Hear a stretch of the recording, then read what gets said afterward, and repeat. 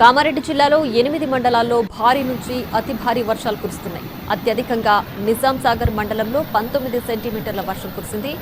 దోమకొండ, పిట్లం, బిక్కనూరు, లింగంపేట, నాగిరెడ్డిపేట, పాల్వంచ, గాంధారి, ఎల్లారెడ్డి, నస్రుల్లాబాద్లో అత్యధిక వర్షపాతం నమోదైంది.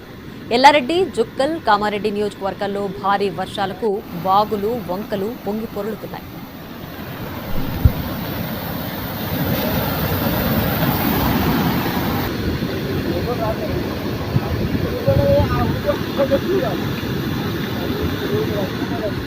ప్రస్తుతం మనం ఎన్టీవీ స్క్రీన్ పైన విజువల్స్ లో చూస్తున్నాం. కామారెడ్డి దగ్గర రైల్వే ట్రాక్ మొత్తం కూడా వరద నీటికి కొట్టుపోతున్న దృశ్యాలు మనం ప్రస్తుతం ఎన్టీవీ స్క్రీన్ పైన చూడొచ్చు. మెదక్ అలాగే కామారెడ్డి జిల్లాలో వరద బీభత్సం సృష్టించింది. మొత్తం రోడ్లన్నీ కూడా చెరువులను తలపిస్తున్నాయి. దానికి సంబంధించి ప్రస్తుతం రైల్వే ట్రాక్ కూడా కొట్టుకుపోవడం ప్రస్తుతం మనం ఎన్టీవీ స్క్రీన్ పైన చూడొచ్చు.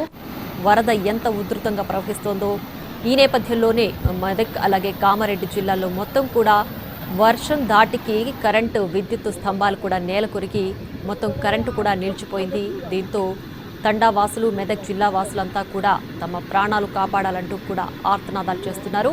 దీనికి సంబంధించి ఇప్పుడే సీఎం రేవంత్ రెడ్డి కామారెడ్డి అలాగే మెదక్ జిల్లాల కలెక్టర్లను సహాయక చర్యలు తీసుకోవాలంటూ కూడా దానికి ఆదేశాలు జారీ చేశారు. ఎంతటి విపత్కర పరిస్థితులైనా ఎదుర్కొనేలా సన్నద్ధంగా ఉండాలి అంటూ కూడా సీఎం రేవంత్ రెడ్డి ఇప్పటికే ఆదేశాలు జారీ చేశారు.